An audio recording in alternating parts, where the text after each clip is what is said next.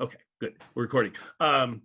Just for listeners, we're in the middle of a conversation. I'm with Kathy Fuller-Seeley, who has written this phenomenal book, and we'll go all into that. You guys already know about Kathy. We talked about her first book when it came out. We did multiple episodes on it. And I know that millions of you bought that book, probably. Well, maybe not millions. I only have like 1,000 left. Anyway, yes. So we're going to go into that. But this is the beginning part. I'm probably going to chop this up and move it all over the place. But we're talking about Mary, and we both have kind of things to chat about with Mary, and I have some questions about Mary to see if she knows anything more about it. So anyway, we'll start with that, and then we'll go into the book and everything.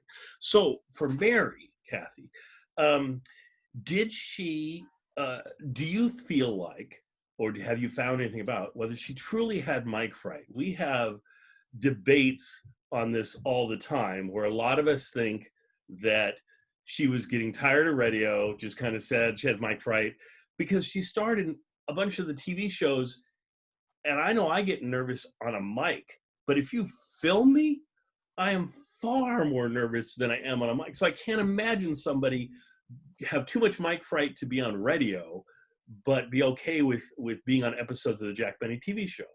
Well, I think the mic fright got worse over time. Yes. You know, that's because it started okay, but the longer it went on, and I think her mic fright was, especially because they did all the radio shows then in front of a live audience, not these earliest ones. But but it started to grate on her, and she didn't like it. And but you read these news stories that she'd faint after after a performance would be over for just built up frustration. Yeah. The only TV episodes she's on were filmed without an audience. Oh, she's not on any of the lives. I think you're right. Yeah, because I never really put that together. Like that Ben Hogan one at the beginning that was filmed without an audience in the segment she's in, and then only those sitcom-like ones. Where there's no live audience. Which are my favorites. So I love this sitcom. I wish they would have done more of the sitcom episodes. And I don't know, because I love to talk to somebody that knows more about Jack than I do, because my fans, I'm talking, my listeners, I'm talking to them and stuff. But the thing that with Mary and Jack that get me, I just love their interaction. I love it on radio. I love it on television, and it's so interesting to think that they did just the film shows. That makes sense, because those are the episodes I kind of tend to drift towards myself. But do you know why he just sort of decided, okay, let's abandon the radio kind of format entirely and go with, I'll stand in front of a curtain and I'll do a monologue that I've never... Actually, there's more similar to these early scripts that we're going to talk about in a minute, is kind of the television seems more like the early episodes. Exactly. Well, if you think like Jack did over the length of his career, those early TV episodes and these earliest radio episodes we'll be talking about later are very much based on his vaudeville routine, being the MC at the Palace, coming out in front of the curtains. Yeah. And what I did in my research for the other book, found that Jack was really flummoxed and nervous. He had so many critics, people telling him, the other book is this one that if I put it right in front of me, you can all see it. You see, this is a great book. This is her first book.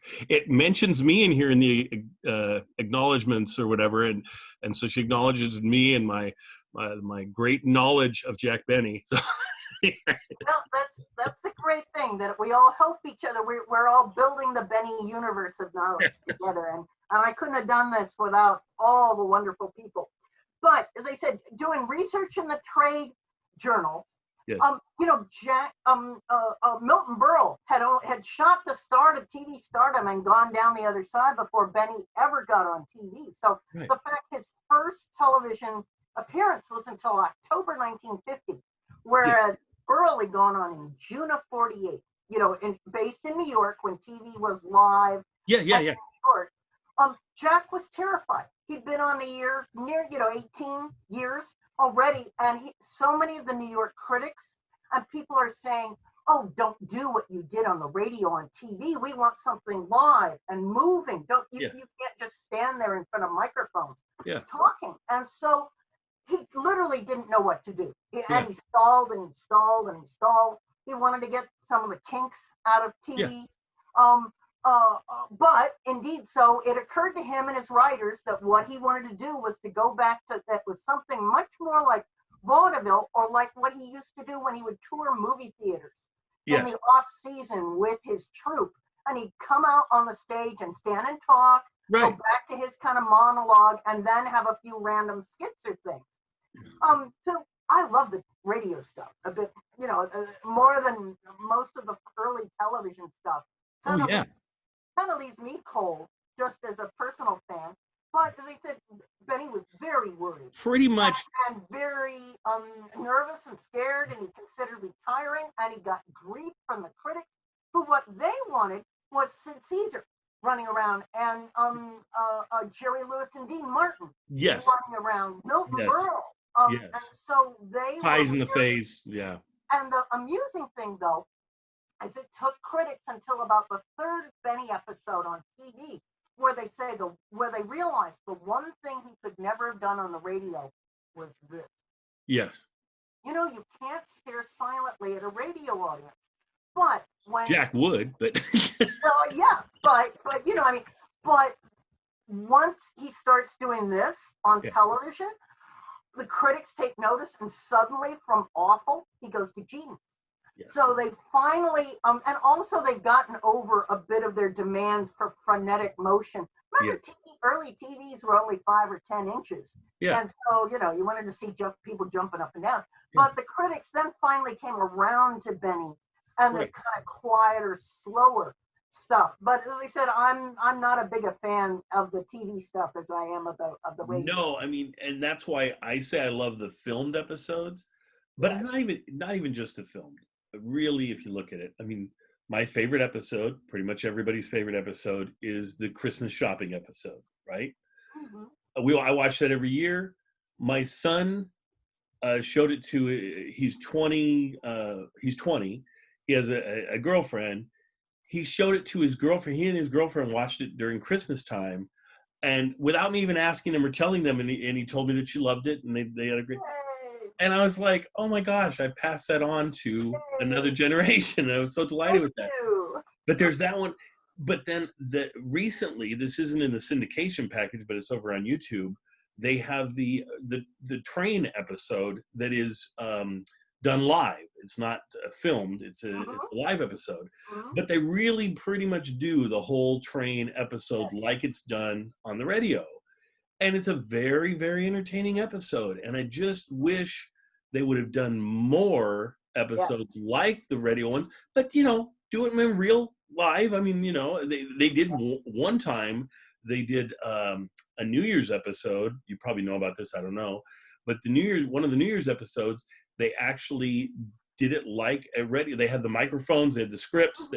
It's the only reenactment I've seen of part of the radio show done in television, and that makes it such a classic episode that I just love to watch. And it's the very last of the New Year's skits that they do, where they talk about the year and they have their what do they call it? The analogy or the whatever. It's just where they go through the year and talk about all the things that happen, but they do it using analogies and things instead of going, well, this is what happened, then this happened. It's done in a very entertaining way. And I love those. I've collected them all together, and every New Year's I play all those episodes, and the last one is an audio recording of the TV episode put in there. Oh, and we'll talk about missing scripts. One of the episodes is missing of that set. And so my wife, myself, she was Mary, I was Jack, we reenacted it. And so that's in there as well. Just you hear Jack going through all the years, and all of a sudden you hear myself and my wife do one. And then there's the last that we do the one before the last one. We do the last radio one is actually missing, like I say. And then there's Jack's TV one. So that's all in there, and it's just fun to be included in that, and have Oh, that's fantastic. yeah, but eventually you'll be presenting that, because what's awesome is, and let's segue into the book. Her new book is Jack Benny's Lost Radio Broadcasts, Volume 1, which everyone I talk to, their very favorite thing about this whole freaking title is that it's called Volume 1. And it's May 2nd to July 27th, 1932. It features 14 scripts? 1326. They were on twice 26 a week. scripts. Okay. 26 scripts. So it's 2 sets of the 13. Well, they were on twice a week. Oh, that's right. So it's 13 Oh, weeks. That's what it is. It's 13 weeks of scripts, but it's double that because he was on twice a week. That's why there's more. Fantastic. And these are scripts just for folks, because you've probably never heard of this or anything. I mean, other folks have put out scripts from shows, but they're shows that you can listen to, and I'd rather listen to the show if I'm there than just read the script for it. It's nice to have a script to go with it or whatever. But in this case, she's brought us this script for the very first show, which we do have the first show, and I play it every once in a while. We've listened to it and everything, but it's lovely to have the script of it. But then the second show through the 26th show, correct, are all lost. Those shows don't exist. You cannot hear them. There was no way to. I'd always knew that Mary had a first appearance on the show. They talked about how she was the girl from Plainfield and all these things, but you never got to experience it. Now you can experience it. You can read these scripts.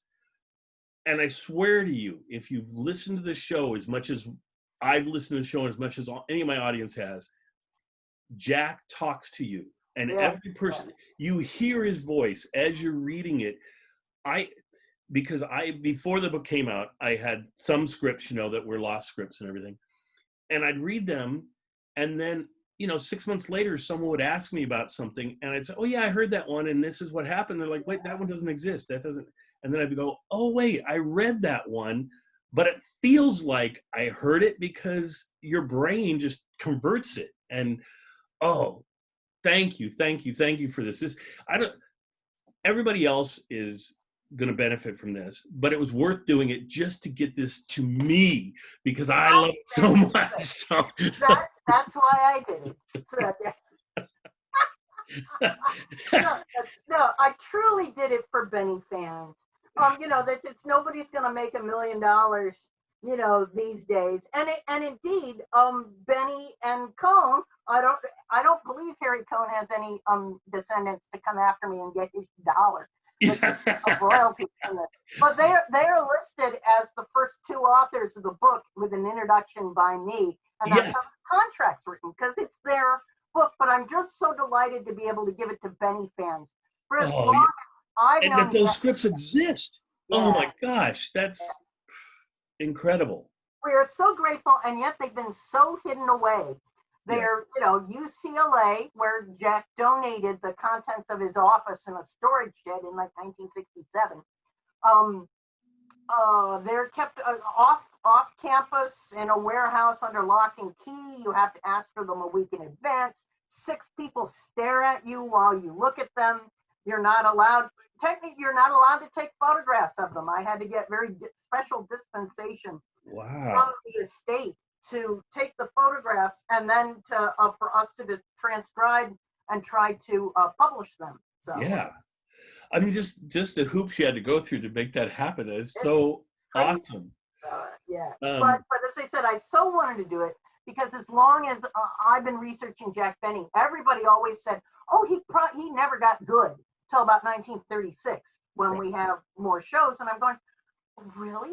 And then when researching the previous book, I first got in there and read the early scripts and was like, there's some fantastic stuff in here. Wow. How can I share this with other people? So, well, what hurts Jack, anything pre-1936, 36 is when Phil joins the show. Yeah. And for whatever reason, when Phil joins the show, they started keeping them better. They recorded them better. I don't know what happened. But the sound quality becomes so much superior to everything else that was before it. It's hard. You listen to the old scripts, the old shows from Yeah. 34, 35, 32, The whatever. few that are around, yeah. Yeah, the sound quality is so bad that I think it biases you against them, and you're not really evaluating the comedy as much as you are going, my gosh, it sounds horrendous. And yeah, and I don't and I do think the way that Harry Conn wrote for Jack was certainly different than Beloin and Morrow did. Mhm. And to me, Beloin and Morrow reaches me a little more, I believe, but I'm going to reevaluate that. I want to read through your whole book, because I haven't had a chance to read. I read the intro, and I've certainly read a couple of the scripts, but I haven't read everything.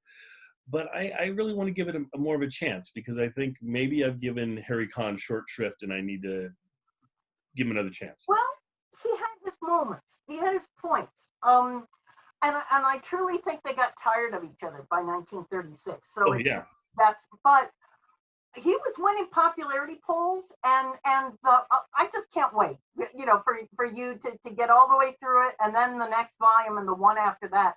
They do the first movie parodies in the next volume. mm-hmm. They do politics here. Right. That they'll continue in the next volume of 1932 strips. Ethel and George are really interesting sort of. Can you go into who Ethel and George are? Oh, sure, George. Because I think some of my listeners might not. I mean, I've gone into them when we've hit those shows because they exist, but they are husband and wife, I believe. Right.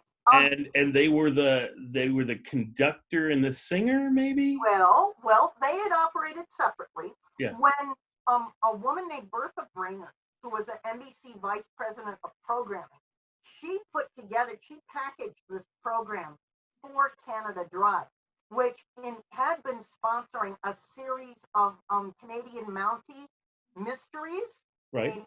Mounted Canada Dry, that were very violent, and they were getting some listener complaints. So they didn't know what they wanted. Right. But Eddie Cantor and Rudy Valley had started this sort of new genre of a mix of singers and some light jokes, and so Bertha Brainerd and the advertising agency Ayer and Son convinced sponsored Canada Dry, let's try this. Right. And so when Bertha went to go try and put the package together, George was her first pick.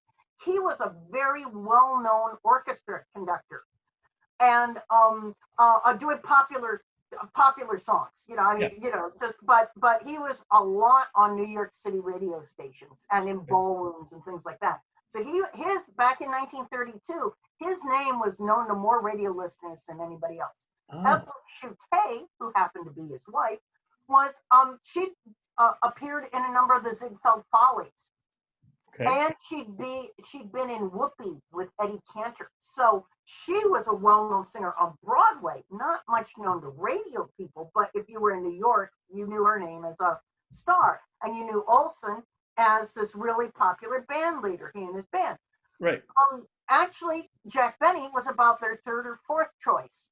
Wow. For comedian. They actually wanted they were trying for a couple of other people, storytellers. Probably that we don't even know now. It's like, but so the other people. We really wanted Sam Delight. We just thought Sam Delight was just a great performer. Exactly. Who's Sam Delight? but he's busy that night or whatever. So Benny's out of work. They tried Benny, so they give it a shot. So, the three didn't really. I mean, Olson and Chute didn't know Benny. Benny didn't know them, but they pretty quickly got along very well. And it turns out they were very upset when the program broke up. When Canada Dry switched in the end of October, they get a better time slot if they moved to CBS. Right. But George was under contract to other NBC shows and couldn't. So that's why they lost him. That's why they broke up so early. But they were. I was wondering if he just decided, no, I just want to move to just something different. They were very sad about it, and it was all due to the spot. The advertising agency had convinced the sponsor leave NBC, go to upstart CBS. You could add like 50% more stations. But at the same time, their show is getting bounced all over the schedule. Thursday nights, Wednesday nights, Tuesday nights, Friday nights. Over on CBS or on NBC? On both, because when on both, they're moving all over the place on both networks. All over the place. So you have to work hard to find Jack. Okay, but we know that Jack ends up with NBC for most of his radio run. Well, yeah, and then switches to CBS at the end. So give me what happens.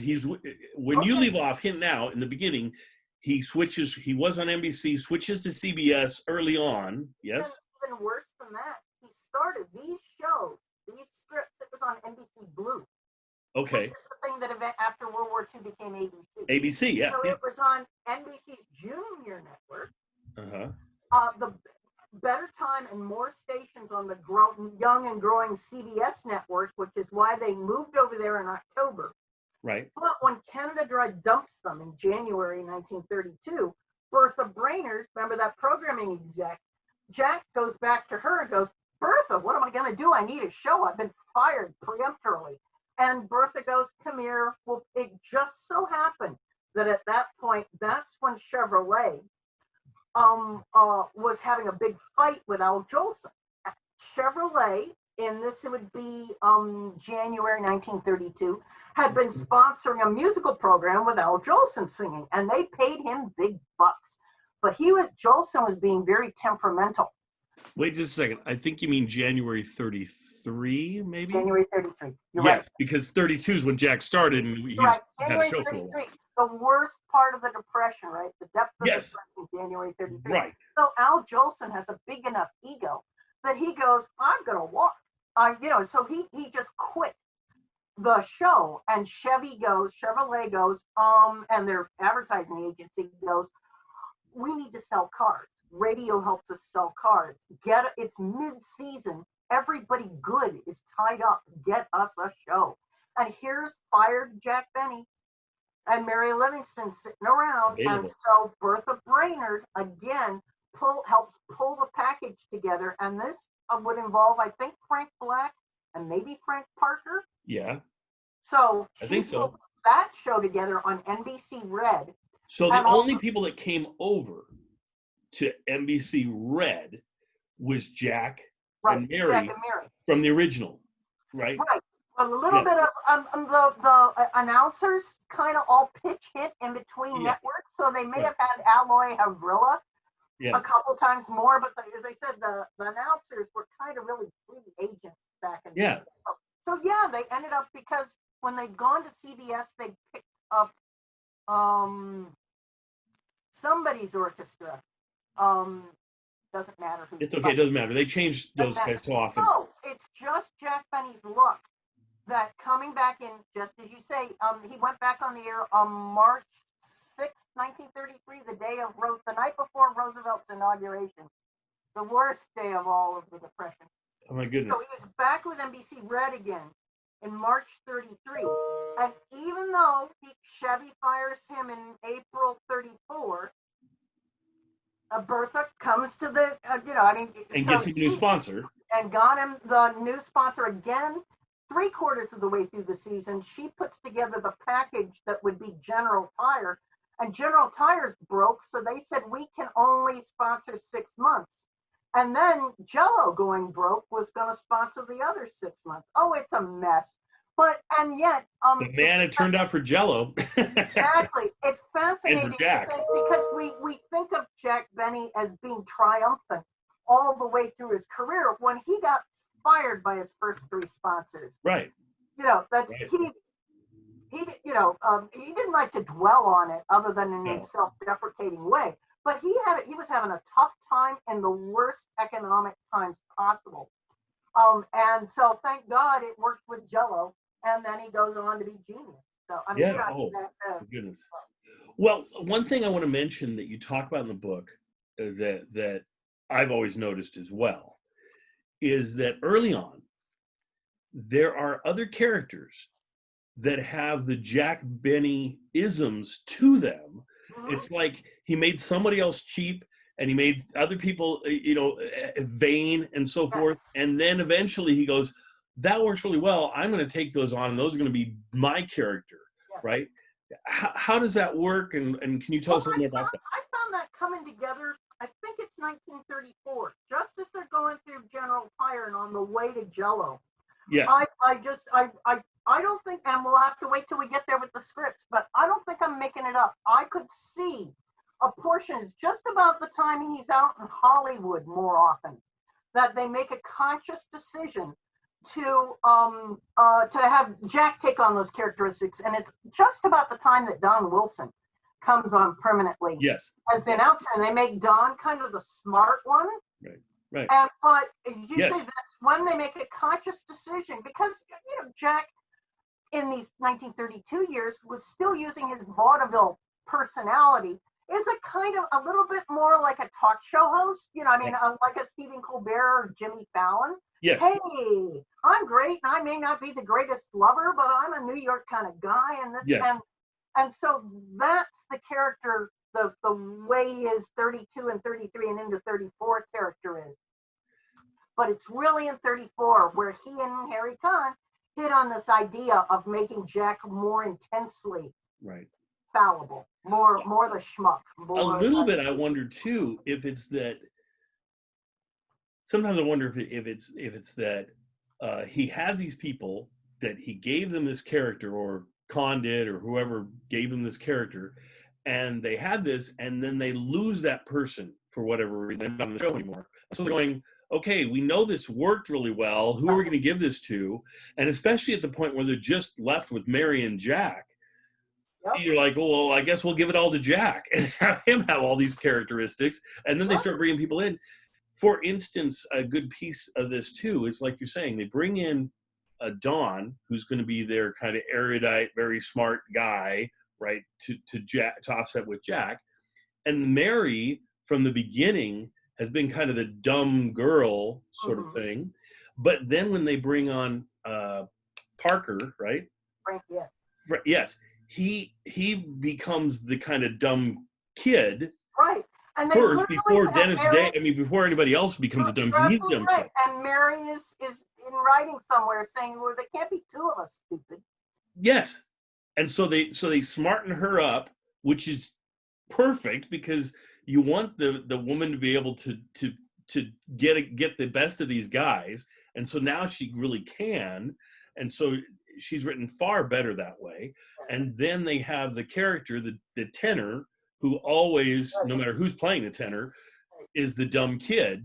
And then, just as you say, but what they're missing that they get with Phil Harris is that they going back and forth in 33 and 34 until 35. It's not till 36 that he's permanently out in California. Every time they moved back and forth the country, they lost their band leader.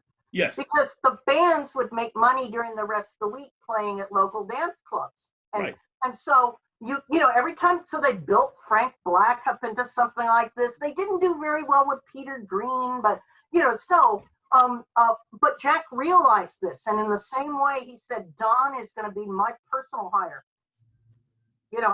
He's going to be, his contract's going to be with me, so I can count on him. That when he brings in Phil, he says, I'll have a permanent, character playing the band leader. And now we can develop more of a character around him because we know he's going to be there. Well, and Phil's character develops really slowly. It's pretty amazing, because the first episodes, he's pretty much interchangeable with any of the other band leaders. He kind of isn't just kind of an average guy that's doing this. And then slowly he starts becoming more and more of the womanizer, and the drinking becomes more and more of a thing. And the thing they play on early is the him being really good with the women, and Jack thinking Jack's really good with the women, but he's really not. And that piece is actually the first thing that really comes.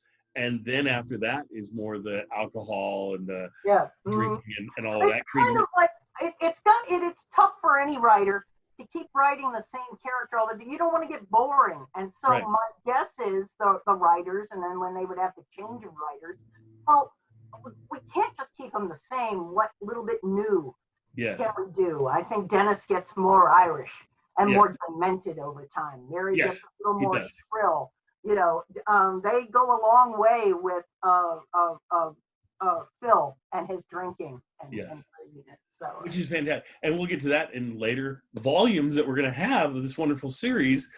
I am just going to be so delighted to get all of these scripts that I've never had a chance to really read out there.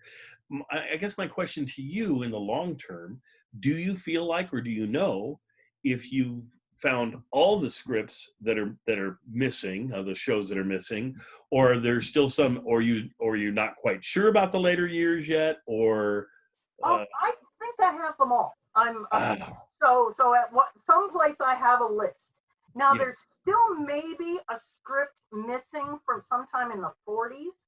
There's some script with Tyrone Power. When I was a big Tyrone Power fan when I was a little kid. So there are one or two missing, but the most that were even missing in Jack's collection right, were from this first, 6 months of the program. And I'm so grateful for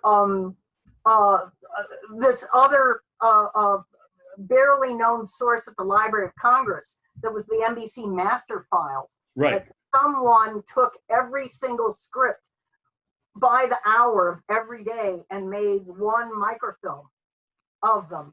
Wow. And so that's where I was able to find the 4 missing scripts that are not in Benny's collection. So. Wow.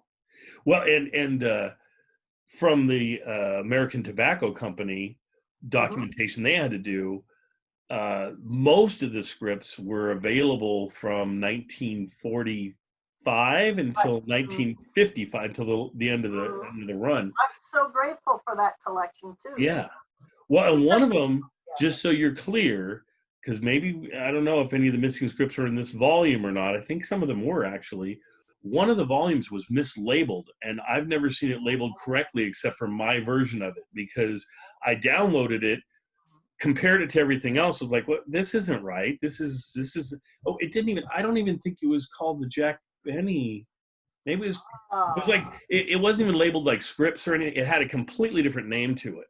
But when I saw that it was like 500 pages long. So I'm going, that's like a script book.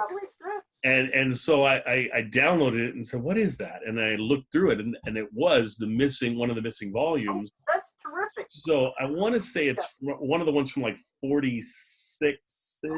Well, there's another source. I mean, given an infinite monkeys typing, infinite time to get infinite sources, there's a pretty complete set from the 40s onward out at Wyoming at the American Heritage Center.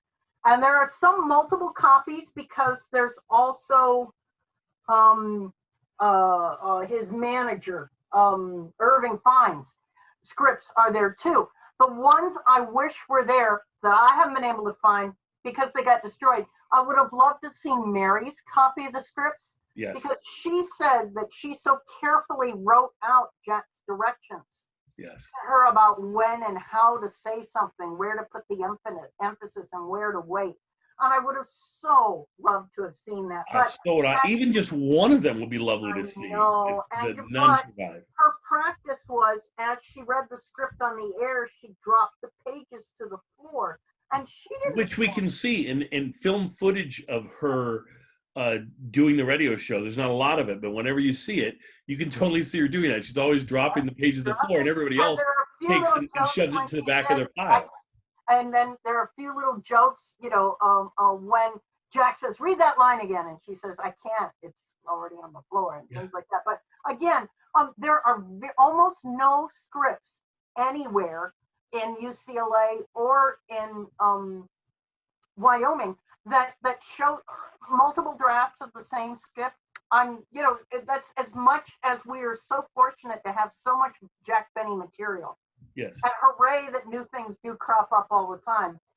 That we don't have everything. We can't ever have everything. Well, this ties. I had to throw away something, but I wish we'd had, a whole week's worth of development of the writers play. You and I were talking about Fred Allen earlier and his scripts, and I think you've been back there to Boston Public Library as have I, and I think you realize, as I do, that there'll be 5 versions of the same script of the Fred Allen script. Fred Allen scripts are what you're looking for Jack Benny, and they don't exist. But Fred kept all of his various iterations of his script, so you can see him working the script as it goes through. That's just marvelous. When I'm dealing with training graduate students, people, young students are just learning about radio history and they want to do primary source research, and they say, "But where are the CBS records? But where are the Jack Benny, drafts of Jack Benny scripts? Why can't I find them?" And then you have to say that, this was a commercial enterprise,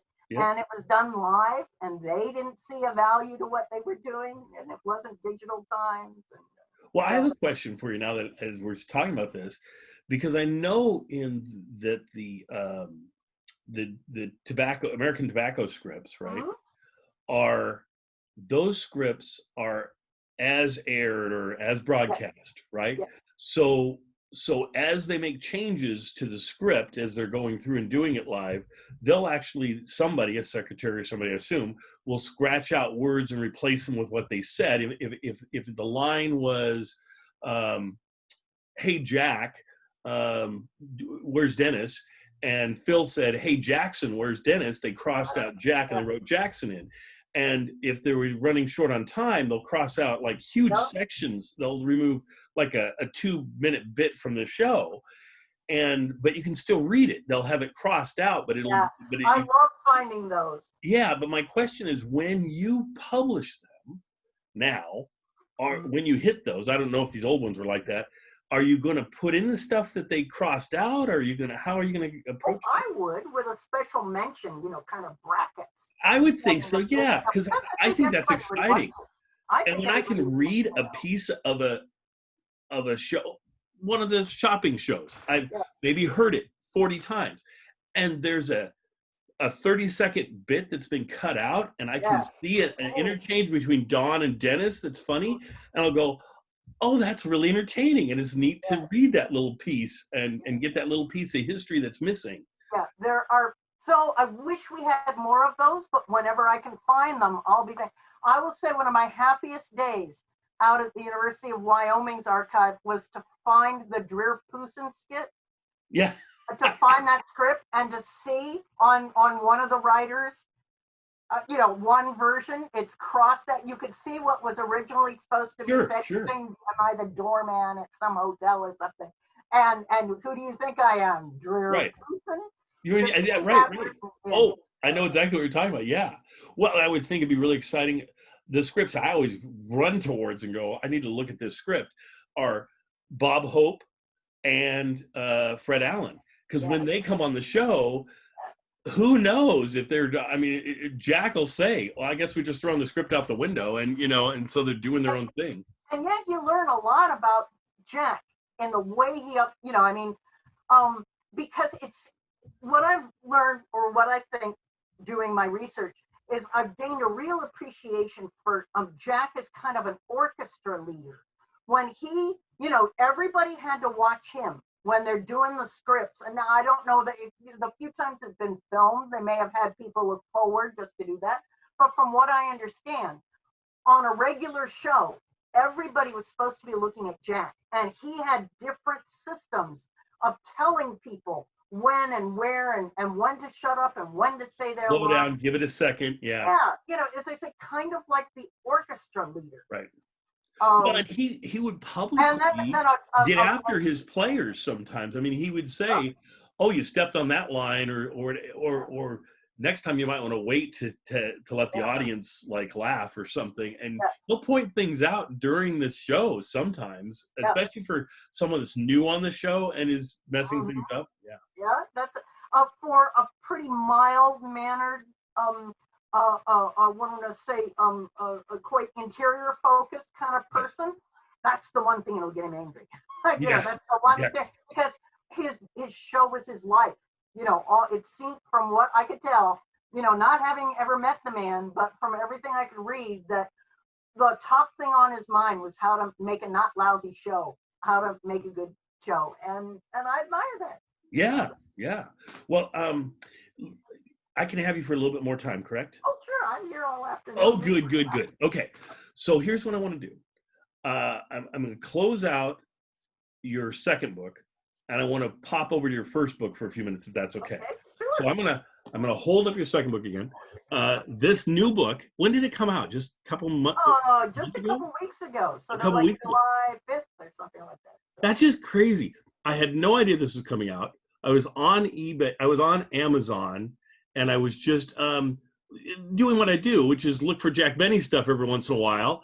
And all of a sudden, I'm like, wait a minute, hey, Lost Scripts, what's going on? And I looked at that, and I saw your name, and I was like, oh my gosh, I had no idea. Has this been out for a year and a half? And it's like, no, it hasn't. So I was good. But anyway, so this book is called Jack Benny's, let me look at it. Jack Benny's Lost Radio Broadcast, Volume 1, which is our favorite part. It says Volume 1 because there's going to be more volumes. May 2nd to July 27th, 1932. And then by Jack Benny and Harry Kahn, which I love that you did that. That was such a cool thing to give them credit. And then edited with an introduction by Kathy Fuller-Seeley. And I just love you, and I love the work you've done. And her intro is fun to read, and it's fantastic.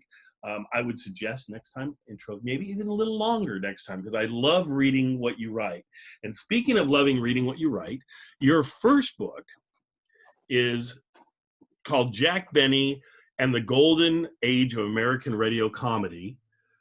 This is when I first got to know you, is when you were doing this book. And we talked a few times and emailed back and forth and so forth.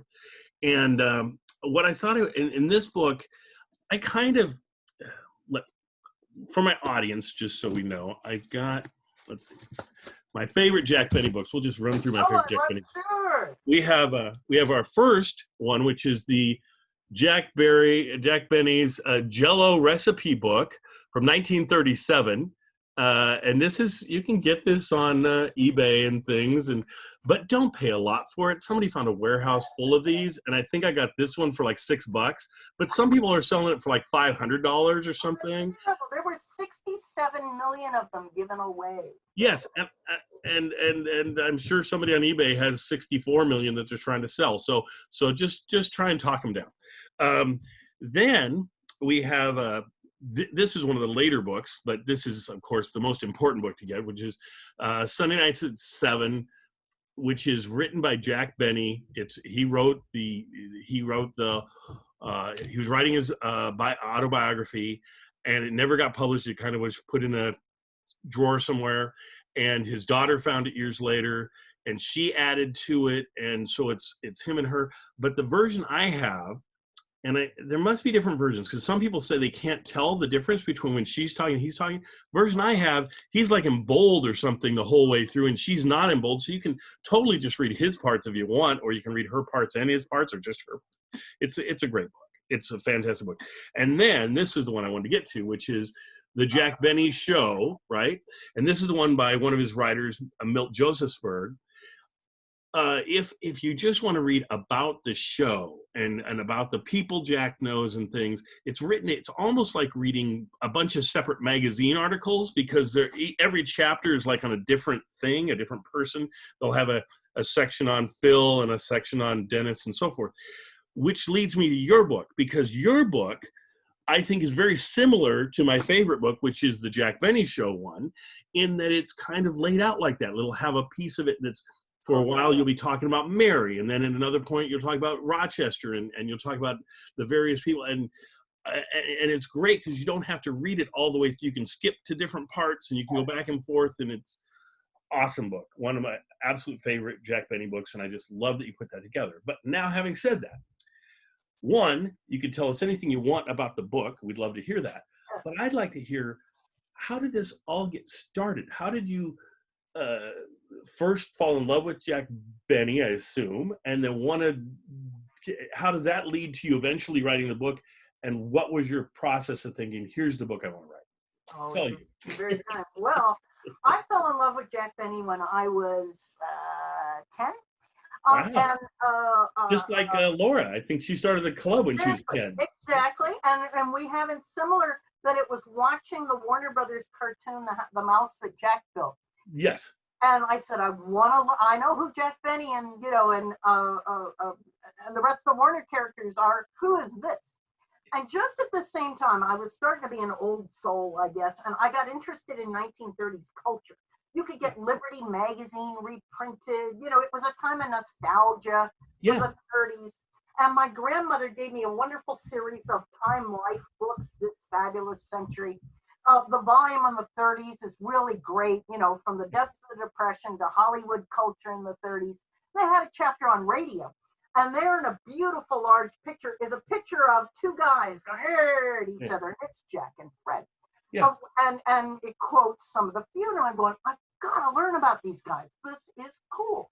But this was like 1969, 1970. And it was really tough. Now, I never lived in a town that had Jack Benny's television reruns, so I had never seen the TV show. I'd seen him guest starring on Lucy and, you know, a couple of things like Laughing, things like that. Had you seen his specials or anything? Because they were out that time. You know, not that I remember. But in the back of like Liberty magazine, this reprinted Liberty magazine, they had want ads. And here were catalogs of radio shows. And I wrote off to some guy in Seattle or Portland or something. And all my hard-earned babysitting money, what, for $7 a cassette, I could choose 2 Benny shows to go on 1 cassette. I know, wasn't that insane how much it cost back then to listen to the radio show? I mean, hugely.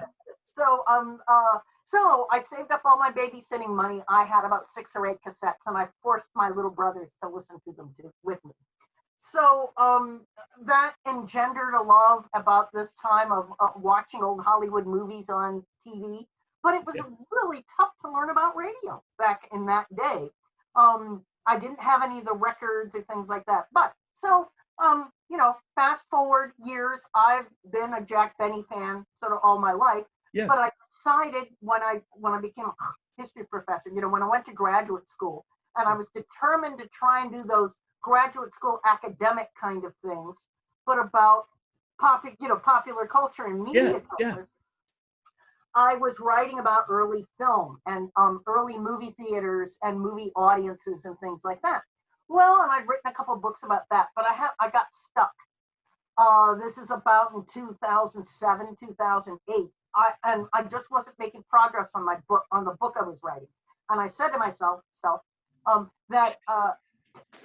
Kathy, if you can't finish this book, you're going to start a different project. And, you know, and either that will make you go back and finish first project, or you'll just put it down and start another project. Right. And that's when I said, I've always loved Jack Benny. I can't believe there's so little academic work on Jack Benny. Now, academic historians had just started writing incredible books, Michelle Helms's Radio Voices and other, you know, sort of books that are beautifully written, heavily resourced in primary sources, but taking this interest in race and gender, in social class, in politics, and all that to radio. So I had to start reading all that stuff from scratch because all I knew about was film. And so starting in about 2008, I started learning and reading. And by that point, you could get Jack Benny radio shows on CD.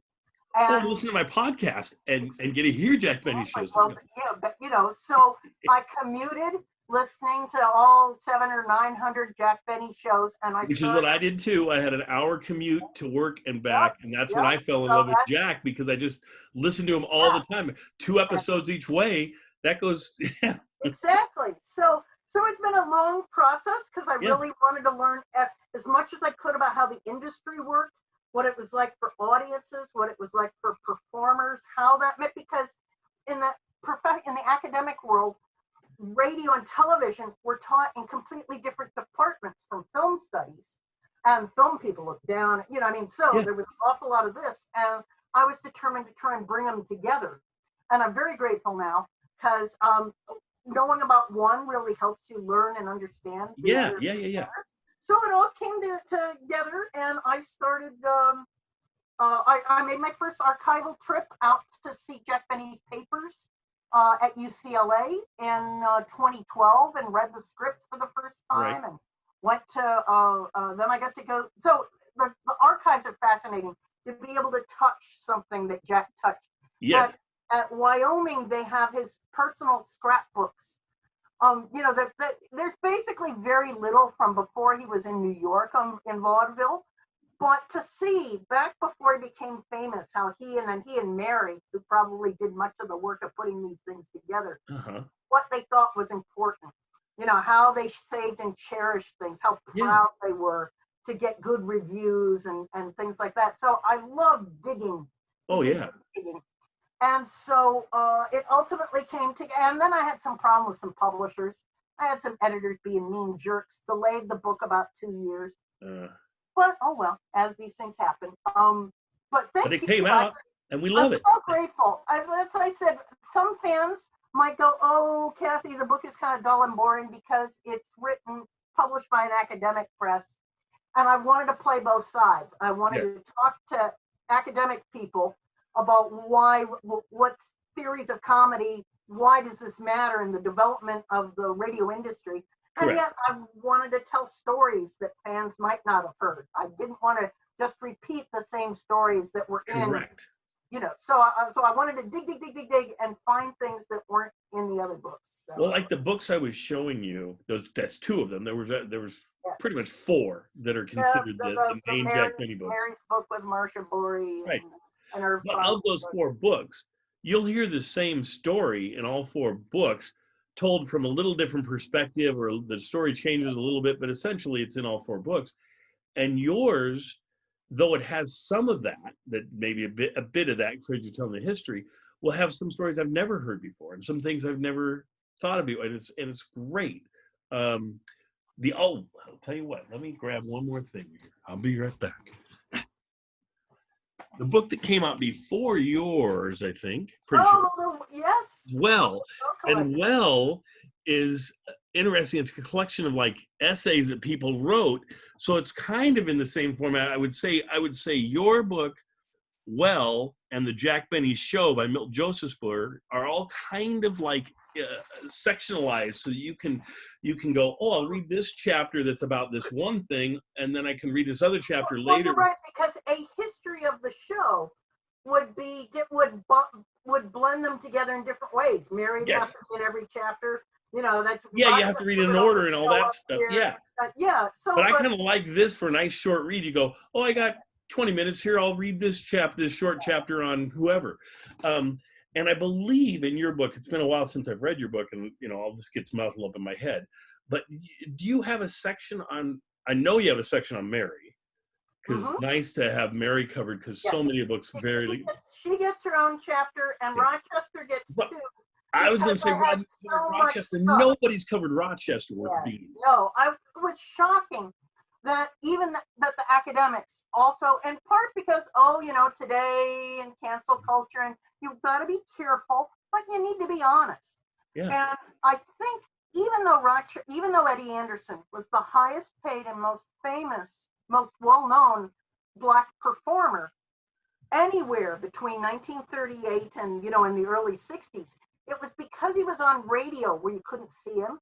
And maybe because he's on a show fronted by a white, it wasn't the Rochester show. Yeah. But also because most of his best work was, all that great work done on radio, out of sight, out of mind. I think we've forgotten about it.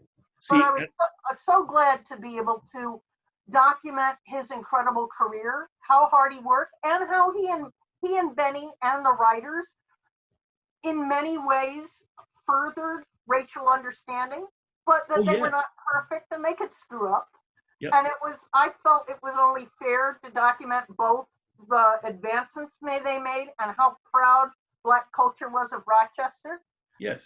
Up until about the early 40s, but then how their demands for for more full civil rights would have them start to think, why must he always stay a servant?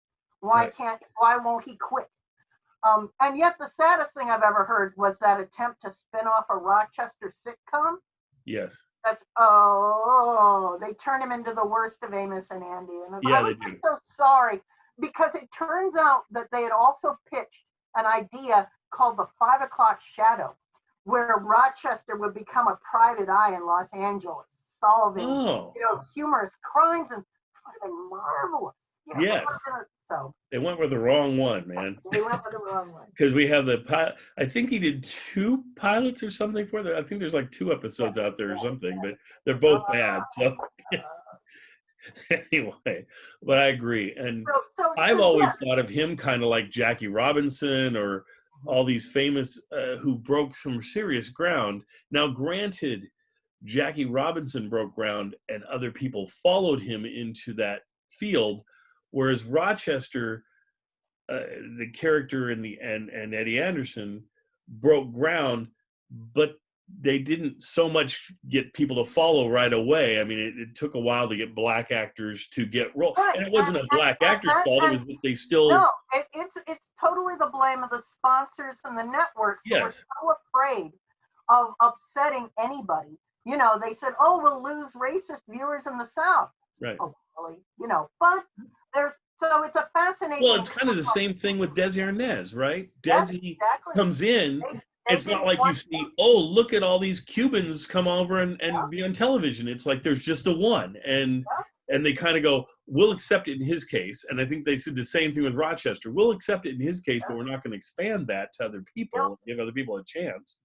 That's always worth talking about with my young students who only know a world of pay cable, you know what I mean, of things like Netflix and Amazon, where you can, you know, or YouTube videos, these terrific performers who've been able to go from making a YouTube comedy to getting a contract with HBO.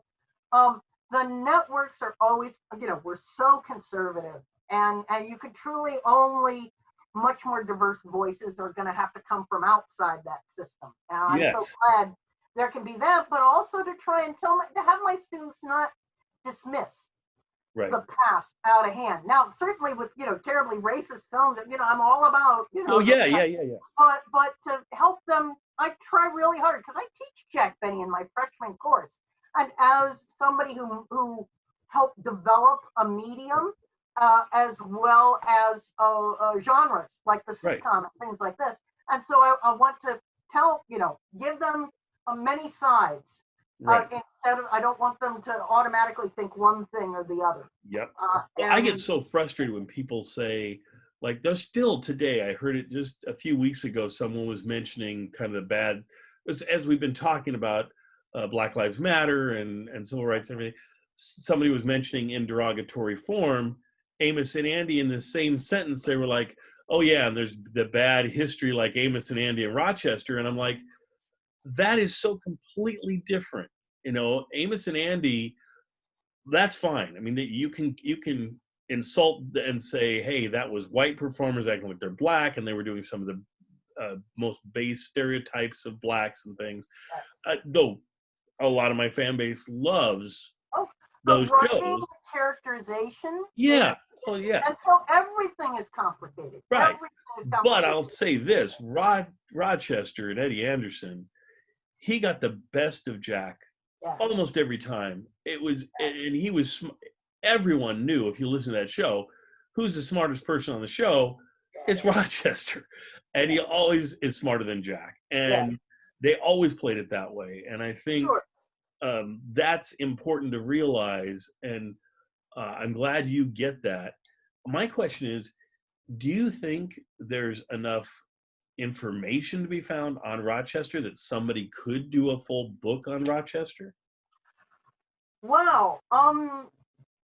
There's almost no more out there unless his family has stuff. What I learned was for sort of his own safety. He's Eddie Anderson faced a really hard row to follow in racist Hollywood and racist radio production. He had to try and be perfect. Right. You know, and thread the needle, walk that tightrope. And so he found it easiest to say nothing. Yes. Because he never said a word against Benny because he knew who paid his, you know what I mean? So. Well, and I've never ever heard of him in an interview, ever.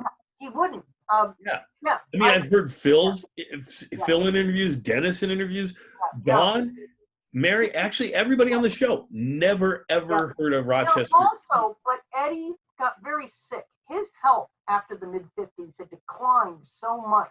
Well, he had the stroke. I mean, he had the stroke. I know he was doing some animated voices and things like that. He'd done some cartoons, but he was having to keep a more private life. Well, and he But did It's a Mad, Mad, Mad, Mad World. right, He had a right. fairly decent But role in I'll tell you, I found an amazing primary source. An African-American woman who was a sociologist in California in the mid-50s.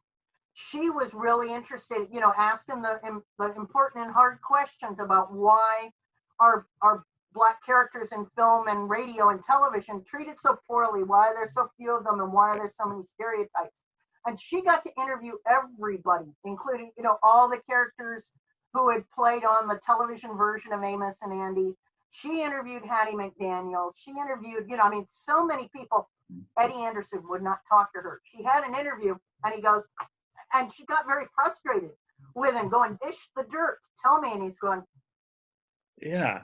Well, you would so think he could just talk about this show and just, I really enjoyed doing this part or this thing. But as I said, I can't blame him, because when I was doing the research, the things I found in white culture sources, like an interview with him in the Saturday Evening Post, and it had him like eating, it was it was so racist stereotype that, if I'd have him, I'd get it inside my house and burn it up. That's yeah. And if you got burned a few times with that kind of thing. And then the other thing he faced was the experience in World War II, that the young Black soldiers, people found that they say, we're fighting for, to end Nazism and get freedom in the world. Why is there still Jim Crow at home? It made that younger generation of people, like journalists and activists, get really impatient with anybody older, and just go, we can't believe you're making these compromises. And Eddie Anderson might want to say, but I like to eat, and I have made a career. And they would say, quit, that it's your moral, and so, as I said, it was so tough for him. Now, I can't remember, in your book, since you mentioned World War II, did you discuss the piece about, because the only other piece I really know about Rochester is that in World War II, he had a company that did the parachutes, made parachutes and things. And somebody, and it might have been you, I don't know, wrote an article that's been floating around out there all about that whole situation with the parachutes and how he got into it and the whole thing. And that's the only other thing besides your book that I've ever read that goes into Eddie Anderson in any kind of way. Yeah, no, that wasn't me. It's really, interesting. I mean, he tried, and he made some really excellent broadcasts on Jubilee, some of the Armed Forces Radio Network broadcasts for Black soldiers. They used him a lot to try and get the Black community to support the war effort. Sure. My favorite thing was finding out that when they had the world premiere of Buck Benny Rides Again in New York City, but they held a second separate premiere in Harlem, and 100,000 people turned out to see Eddie be the star of the show and ride in Rolls Royces and limos. And Fred and Jack did show up at the premiere to say, "Hooray for Eddie." And what a marvelous opportunity this was. It's one of the only times they had a Paramount or ever had a world premiere in Harlem. So, wow, that is awesome. So that was really cool. And I've been trying to find extra material. Well, if you watch the film Buck Benny or a lot of the television episodes, you can see what an amazingly talented and athletic dancer he is. And I mean, he is just a jack of all trades. And he does a fantastic job. He'd had a pretty successful career in Los Angeles, dancing in the black and tan clubs, so he had worked really hard, but you wouldn't know it from, let's say, his film appearances, where he couldn't get anything other than the briefest butler, performance. But he did do Cabin in the Sky, where he had a decent role in that. But that's like his singular large role. They role. were all set to make more films like that and Stormy Weather. But those films so finally, it was also part of this government. The government asked the major film studios put more Blacks in prominent roles because we need their support for the war effort, and they make Stormy Weather with oh, whoever, her name will occur to me, and as well as Cabin in the Sky. And when those films were released, just at that point, they run smack into the Zoot Suit riots. And there are race riots in cities like in New York and Detroit and Los Angeles with soldiers, white soldiers off on leave, encountering Black and Latino youths in these wild Zoot Suit outfits. Yeah, right. And fighting. And so there were race riots. And movie theaters were downtown, and they were the scene of some of the riots. And so again, Hollywood got scared, like the sponsors. And so they backed off of that. Oh no, we're not gonna. Yeah. And the kind of a straw that broke the camel's back involved Rochester again, or Eddie Anderson, where he sort of had a role in a 1945 movie based on Brewster's Millions. It may not have been called Brewster's Millions that time. And he just plays an Eddie Green kind of character, a worker in the house who's very much friends with everybody. And the police chief of Memphis, Tennessee, banned the film and said, "Oh no, you're showing too much too much friendship between the races." Again, the studios got really scared, and so they said, "So just won't star African Americans anymore in any film." Yeah, just, a shame. Well, and then Brewster's Millions you mentioned. I always thought, man, they missed the boat on that. If they would have put Jack in the lead in that, certainly he was in the radio version of it. It would have been. But if he was in the movie version, we'd be talking about Brewster's Millions today and what a classic it was. With him. It's what The Meanest Man in the World should have been. Yeah. You know, that dreadful little film. It would have been great. And it's just a shame that Jack and Eddie didn't make any more films together, because they had an open contract at Paramount. Yeah. Those were some of the top earning movies of the year for Paramount. Between that and the Hope and Crosby films, Paramount was making money from radio. Yeah. Well, crazy. I loved Buck Benny Rides Again, and I would love to have seen more featuring Jack as kind of the character he is on radio. I feel like Jack always wanted, when he did movies, to play different characters, but it just didn't feel like the audience really worked that well. I was lucky enough to find scrapbooks and material from the director of Buck Benny, a guy named Mark Sandrich, who also he had directed Man About Town, and he also directed Love Thy Neighbor. And Love Thy Neighbor was such a miserable experience that Sandrich said no more, and of course Fred Allen said no more, and that's when Jack left and did both movies at Fox and Warner Brothers after that, and he never came back to Paramount again. But again, the fun of the what ifs. Yeah, exactly. But you got not much to complain about as far as Jack Benny goes, just for the fact that, man, for a guy to have that long of a career in radio, and then people just kind of say, oh yeah, he did television. Well, he did television for 15 seasons. What other comedy is it that goes for 15 seasons? There's just like nothing. You have to, before any comedy unseats him, I think it ends up being The Simpsons, which is animated, and so it can run forever if they wanted to. But it is. You can't imagine anything today lasting that long. That wouldn't have been. I mean, because Benny had a few fallow moments. Yeah. And he could have gotten canceled during World War II. There's some fairly dull shows. Oh yeah. Well, he could have died. He had pneumonia really bad and ended up missing 5 weeks of his show or something. And thank goodness that he came back from that. Well, and then to think that he was old, essentially old, considered old, when he started radio, essentially. Then he does 18 seasons of radio, then goes into TV. When he goes into TV, I don't remember what he is, but he's 50 something or close to 60. And then by the end of it, he's 71 or something in the last season of his television show. I mean, who does a television show playing a character that's not an old man? He's playing a character that he's played all along, who's always been this kind of old guy that they joke about, but essentially he's the same character he always was. but he's 71 years old, and you'll look at those last season and you're like, he does not look 71 to me. No. Just his work ethic always impresses me, because when he wasn't doing that television, that's when he started doing the Vegas shows and then all those musical concerts. Yes. So if we had to talk about his career as a whole, he never let up. When Right. he was off the radio in the summer, they toured movie theaters all over the country. Or in World War II, he was off in the USO and Africa, and so I just. Well, and even when they were going on vacation over to England and over to Italy and all sorts of places, he'd do performances all throughout there. It wasn't strictly a vacation. I don't think he knew how to do a vacation. I don't think he knew how to do a vacation.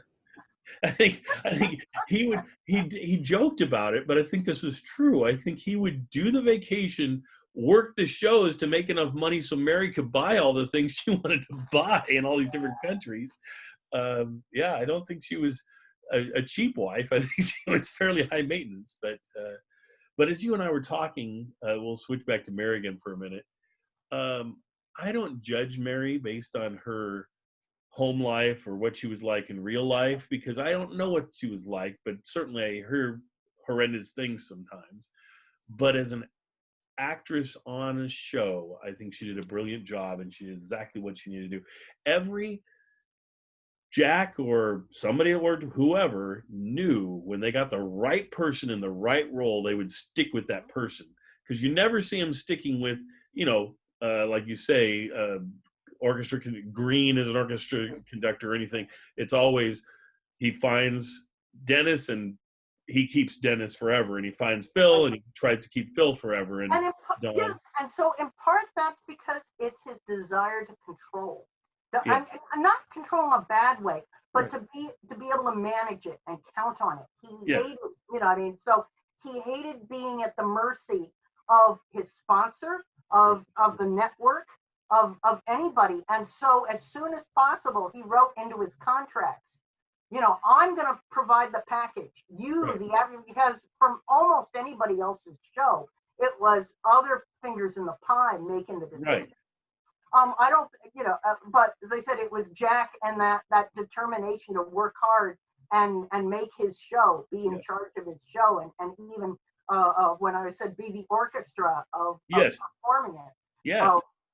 Well, I always wonder how it would seem to me it would have been really frustrating for Jack dealing with Phil towards the end, where Phil just would not come onto TV, and he's like, I just think he was begging Phil to come on the TV show, and Phil just would not do it. Yeah. And so he's like, in part, it was contractual. It was part Phil, but part he couldn't. Yes. It was Phil was for a different network. They were on different networks, Yes. and the sponsors would say, in the same way that Lucille Ball had always wanted Jack Benny on her I Love Lucy show. Yes. And her sponsor forbid it because they were what cigarettes? She's Philip Morris. Oh, okay, so they were competing they cigarettes. Would not so eventually she and Desi quit. They quit with the sponsor because the sponsor would not allow someone who sold Lucky Strikes. They couldn't get past the fact that Jack Benny sold Lucky Strikes. And that's why Jack doesn't appear on any I Love Lucy shows, which is unfortunate. It would be one of the most memorable. I mean, everybody knows about the John Wayne episode where she steals his footprints and the whole thing, and that's the whole show. And the Bob Hope episode where they at the ballpark. I mean, they're so memorable, and it's such a classic show that everybody knows every single episode. To me, that's you go, that's the Jack Benny episode when he's on there. And to me, that's the fascination of being able to learn more about the industry history behind what we see on the show. That that what we see in a final episode or what's not there is not maybe just because they had a fight, but also these other pressures. Yes.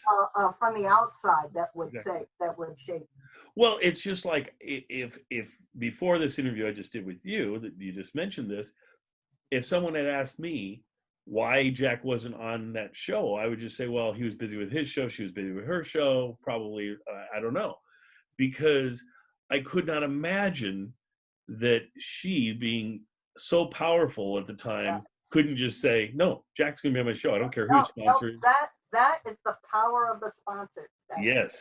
So, Well, and it probably was both sponsors too. I bet you Jack's sponsor probably didn't want him going over on another cigarette show, or Philip Morris might have allowed him to come over if he said, Philip Morris, oh, this is much tastier than Lucky Strikes. But I just don't see him do that. So, but then, of course, when she gets her own show, the also Lucy show and things changed after the late 50s, and instead of the sponsor owning the show, the network put on the show and sold 60-second commercials. Yes. So that change made it much easier for people to have other folks on their show. Because she had Jack appear a number of times on all the here's the Lucy show and Here's Lucy, all the shows that follow I Love Lucy. She had Jack in them throughout.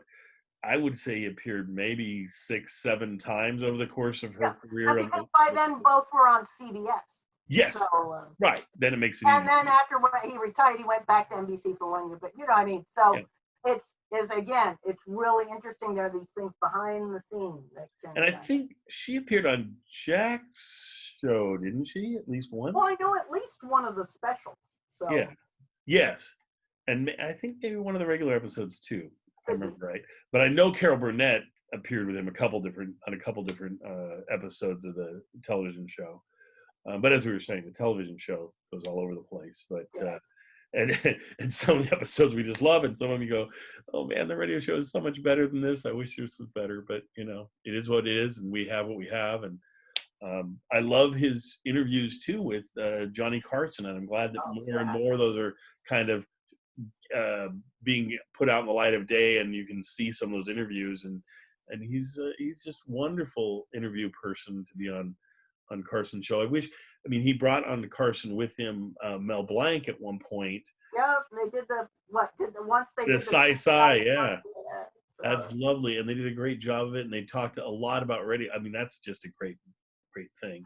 I just wish he could have brought Rochester.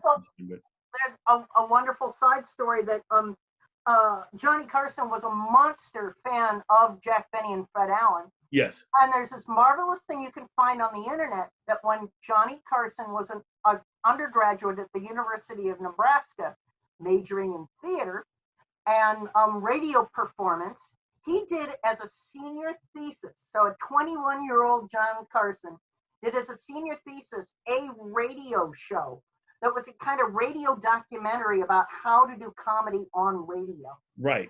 And a lot of it was about Jack's 1948. Well, because in later years, at the time he retired, he gave the University of Nebraska like $10 million. And to thank him, they dug up that recording and they digitized it. And if you go to the University of Nebraska library, you just put that into the internet, you can hear the whole 45-minute tape. Right. And it's a 21-year-old Johnny Carson. You're going, oh, that's Johnny Carson. Yeah. And it's marvelous to hear this young man worshiping his idols, and to know that at least he got to, I've heard bits and pieces. I don't think I've heard the full 45 minutes, so I should do that. It's really adorable. So. Yes. He talks about all the different kinds of jokes and the topper and how you're right, and it gives you a nice insight, one, into Jack Benny, but two, into comedy and how comedy works, and insight into Johnny to realize he wasn't. I don't feel like he was just sort of a natural comedian. I feel like he studied it and learned how to be a comedian, and that benefited him for the rest of his life, for sure. Yeah, that's a great point. Yeah. Well, I guess we'll probably end it about there. Other than, tell me this: you're planning on releasing more of these books, the script books with scripts that have never seen the light of day, the famous lost scripts, and that's fantastic. But are you planning on making any other Jack Benny books, or any other books coming out that you're? You never know about the future. I am currently writing something about the newspaper critics, who were great friends with Fred Allen, and I wrote about this in the first book, ended up taking Jack Benny to task for the low quality, they said, of radio comedy. So Yes. it's great fun. I'm looking at them at the moment. Somebody needs to write that Jack Benny biography. Yeah. And I thought it was maybe me, but then maybe I don't want to have to tell, I mean, today publishers want you to write all the scurrilous things. Yes. And Yes. kind of, I then thought maybe I didn't want to do that right now. So, but who knows? As I said, this other project I'm working on for the fan club of making the incredible contents of Barbara Thinnell's 30 years of scrapbooks available. There's marvelous resources. So right now, so I guess my ongoing with that and Fred Allen things too. My ongoing projects are making more material available for fans to find on the internet. So that's wonderful. Oh, and for your book, I know you can get both of your books on Amazon for sure. Do you get more money anyway if they buy it through the publisher or anything, or does it come out about the same? Or I want them to get it wherever you want them to get it. Well, I think I'm getting I'm between you and me, I think I'm getting ripped off by the University of California Press. They won't pay me my 50 cents. I earn 50 cents when you buy it through the University of California website, and I don't earn 50 cents when you buy it through Amazon. But you know what? I don't care. So buy it through the University of California Press. Go to University of California Press, buy it, and then that way 50 cents goes to our friend Kathy. So I'm just thrilled if anybody wants to read it. Does it make any difference on the new book though? If they buy it from Bear Manor, if they buy it from Amazon? No. Okay. So and just so I'll just give it a little plug to Bear Manor, because Bear Manor, they have so many books on old time radio and old TV series. It's just a wonderful publisher that, as she says, as Kathy was telling me earlier, is the person who runs it just loves these old shows and just loves to put things out like this. The publisher would really like to reprint Joan's Sunday Nights at 7. But Joan Benny has said, oh, who'd want to read that? But, and I volunteered, I'll make an index for it. Because it's been long needing an index. So hopefully if we can raise the roof, if anybody wants to say, yay, okay. Sunday Nights at 7, I'd really like to read that. So listeners, go to Bear Manor, see if there's got to be an email there somewhere. Email their support folks and say you would love to see Jack Benny's Sunday Nights at 7 be made available again and be republished and maybe some new work done on it, and that would be wonderful. So fantastic. It's all for the good. So. Yes, and as far as the Jack Benny Volume 1, how roughly do you know, any idea what the release is? It going to be like one a year, one every couple years, one every month would be lovely. Oh, I would love that, but it takes a little bit longer than that. But I'm hoping, supposedly we're starting work on Volume 2, and now that we've got the contractual things taken out, I'm hoping within the next year. So. That would be wonderful. I'll keep my listeners appraised of when that happens. Yay. But support Kathy and the work she's doing. It's definitely worthwhile reading. And like I say, when you read the script books, because a lot of people go, "Oh, script book, that's not my thing." My thing, they could read your first book because it's actually a book, and they go, "Okay, I can handle that. That's great." So read it for the amazing Canada Dry commercials. There you go. Bob and Ray. No one has done a snarkier commercial than. Excellent. And then as I say, as you read it, you will feel like Jack and the other actors. You start to hear the voices in your head, and it's very cool. So I think it's very worthwhile. Well, thank you, Kathy, for being here with us and everything. And I guess we'll sign off. You and I can stay and chat for a minute afterwards, I hope. But let me hit my stop recording.